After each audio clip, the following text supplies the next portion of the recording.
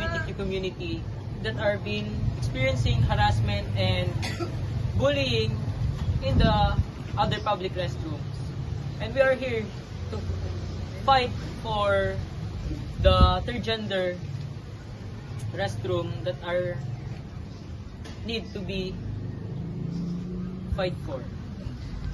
Magandang araw po sa lahat. Kami po ang negative side and we stand against the proposal of creating third gender restroom.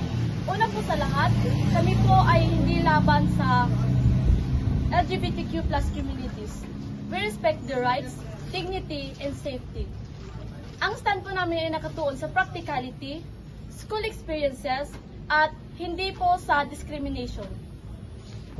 Sa school settings, alam naman natin na maraming public schools ang kulang na kulang sa facilities. Minsan nga, kulang sa mga functioning CR, walang lock, naghahabaan na pila.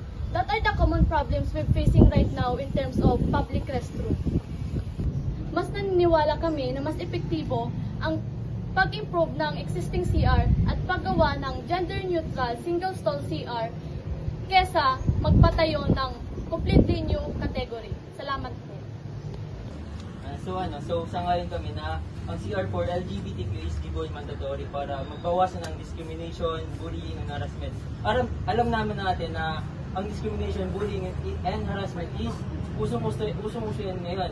Tayo mga person, individual ay nakakaranas nito. So for me, para sa ikabubuti, CR for LGBTQ and individual is gumawa na lang ng another CR for LGBTQ para mabawasan yung harassment, discrimination, and bullying to them. So, pinapakita din dito na ang pagpapagawa ng CR for LGBTQ is a better choice for LGBTQ individual para maging comfortable ang mga LGBTQ person and individual. So, para mabawasan din yung mga discrimination, bullying, and harassment through each other. Bakit pa tayo ng third gender restroom? Mayroon na tayong male and female. Nakadepende yan sa taong mapanghusga at mapanglait.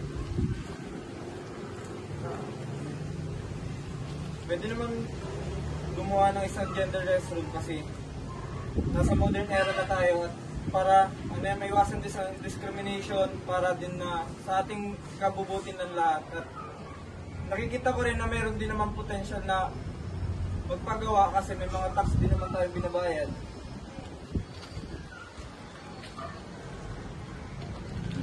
Ganto kasi yan, parang pag magawa tayo ng third gender restroom, paano manalaman tayo?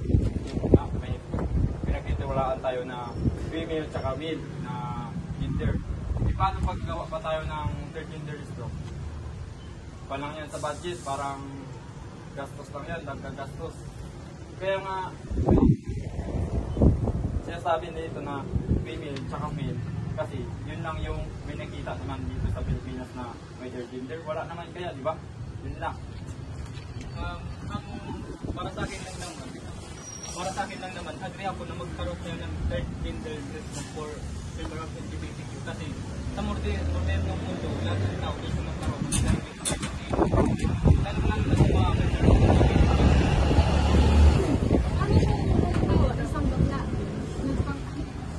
Isang lalaki nagpanggap na isang bakla. Paano yun? Yun yung pwedeng mag-uwi para magbastos. Paano yun?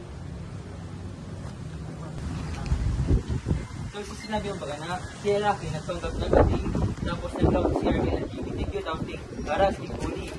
Siyempre din naman yung kasalanan kang LGBTQ kung tayo sa legal. Tapos invade naman ka na lalaki eh.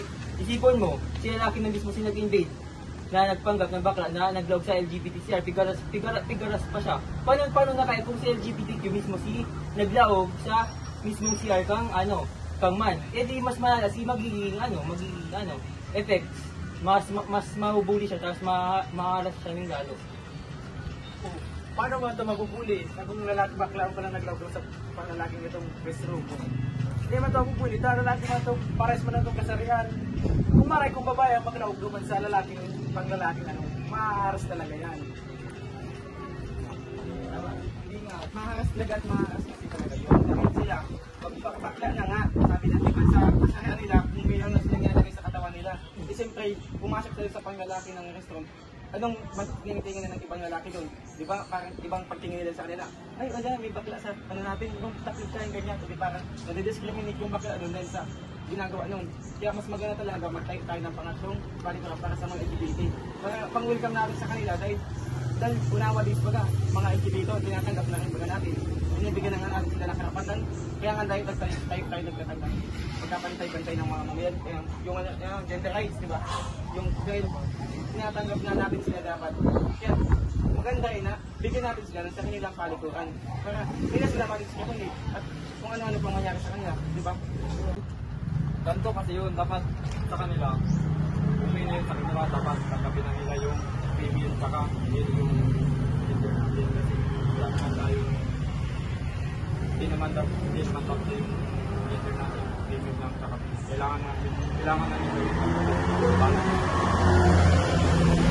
Paano kung gusto nilang tanggapin na maging totoo sila sa kanilang sarili bilang part of the LGBTQ community na kailangan talaga natin na magpatayo ng third gender restroom para maiwasan natin talaga lahat ng discrimination and harassment and bullying sa loob ng comfort room ng CR na panglalaki at pangbabae.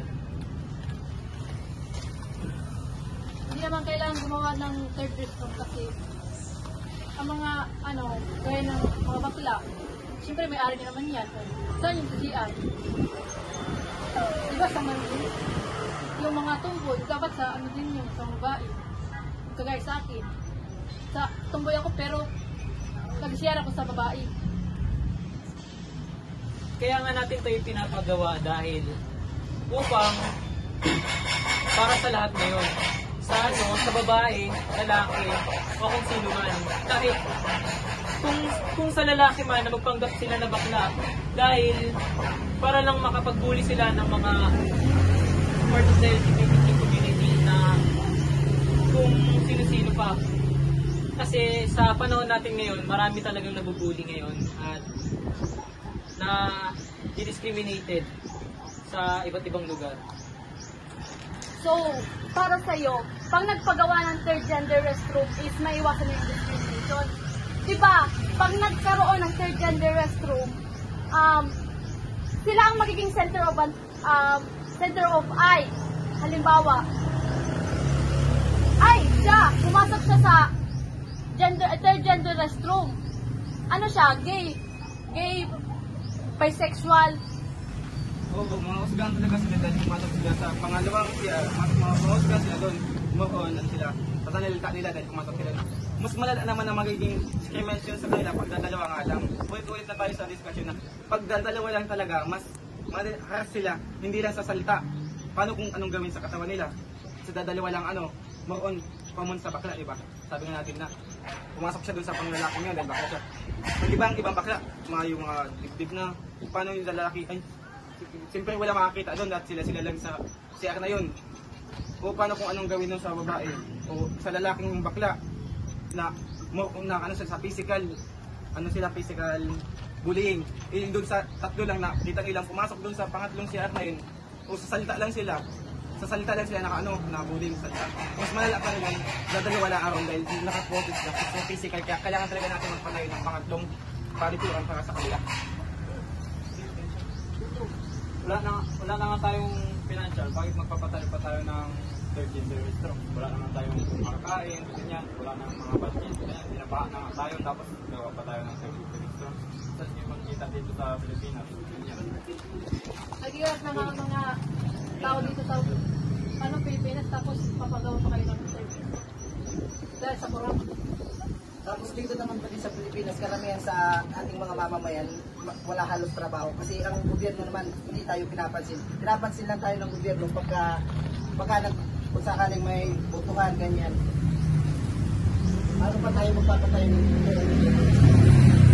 Kaya nga tayo ng babayad ng tax. Diba? Para gamitin yun sa tama. Pwede naman yun gamitin namin sa tama. Para sa mga part ng mga LGBTQ, magkaisa sila mag-protest para sa karapatan nila ng sariling restroom.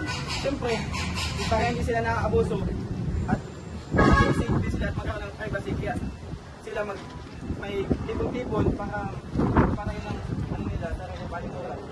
Gamitin yung tax na mga binibigay ng mga mamayan. Para minsan magawa din naman ng tamang tax na binabayad nila sa kanila. Pag-balik din sa kanila bilang isang part ng mga Pilipino sila. Kaya tinatanggap na rin natin sila bilang isang Pilipino. Hindi naman yung karapit ko makaproba na ng gobyerno kasi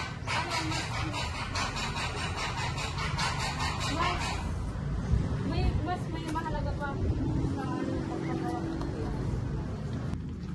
So we are ready to have third gender response because everyone deserves safety and third gender response help protect LGBTQ plus people from harassment. It reduces fear and discomfort, especially transgender individuals who often judge in regular classrooms. It shows respect and equality, proving that the school or place accept all people.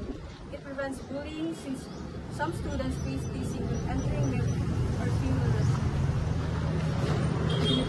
Sa pagtatapos, gusto namin klaruhin, we do not oppose LGBTQ individuals. We oppose a solution that creates more problems than it solves.